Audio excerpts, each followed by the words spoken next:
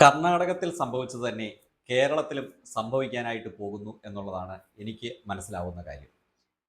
അവിടെ എങ്ങനെയാണോ ഡി.കെ. ശിവകുമാർ മുഖ്യമന്ത്രിയാകാനായിട്ട് കോൺഗ്രസിനെ നയിച്ച് വലിയ വിജയം ഉണ്ടാക്കിയെടുത്തത്, അതേപോലെ തന്നെയാണ് കേരളത്തിൽ വി.ഡി. സതീശനും ഇന്ന് എത്തി നിൽക്കുന്നത്.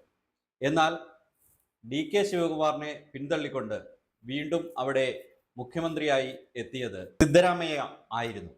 അതേ അവസ്ഥ തന്നെയാണ് ഇവിടെ കേരളത്തിലും.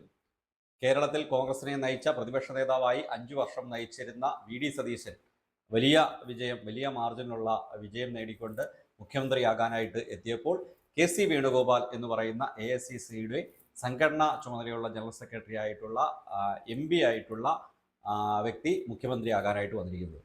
ഇപ്പോൾ എ.ഐ.സി.സി ആയിട്ട് ഏറ്റവും അടുപ്പമുള്ള വ്യക്തിയാണ്, ഏറ്റവും കൂടുതൽ ബന്ധം സോണിയാഗാന്ധി, രാഹുൽ ഗാന്ധി, അതേപോലെ മല്ലികാർജുൻ ഖാർഗെ അടക്കമുള്ളവരോട് ഏറ്റവും അധികം ബന്ധമുള്ള ഒരു വ്യക്തി കൂടിയാണ് ശ്രീ കെ.സി. വേണുഗോപാൽ. അപ്പോൾ തീർച്ചയായിട്ടും അവരുടെ ഒരു പരിഗണന കെ.സി. വേണുഗോപാലിന് തന്നെയായിരിക്കുമെന്നാണ് ഞാൻ മനസ്സിലാക്കുന്നത്. അപ്പോൾ ഒരു ചോദ്യം, എന്തുകൊണ്ട് കെ.സി. വേണുഗോപാൽ MLA ആയി മത്സരിച്ചില്ല എന്നുള്ളതാണ്.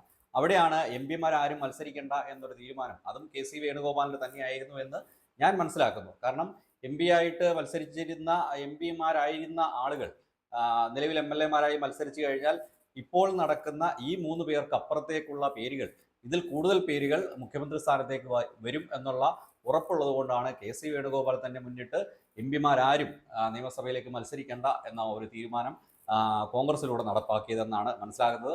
അപ്പോൾ അവസാന ലാപ്പിൽ കെ.സി. വേണുഗോപാൽ തന്നെ കേരളത്തിൻ്റെ മുഖ്യമന്ത്രിയായി വരുമെന്നാണ് എനിക്ക് തോന്നുന്നത്. ഇനി മറിച്ചായാൽ നമുക്ക് കാത്തിരുന്ന് കാണാം. ഏകദേശം 1, 2, 3 ദിവസത്തിനുള്ളിൽ തന്നെ, തിങ്കൾ, ചൊവ്വ, ബുധനാഴ്ചയ്ക്കുള്ളിൽ തന്നെ കേരളത്തിൻ്റെ മുഖ്യമന്ത്രിയെ അറിയാൻ സാധിക്കും എന്നുള്ളതാണ് എനിക്ക് മനസ്സിലാക്കാനായിട്ട് സാധിക്കുന്നത്.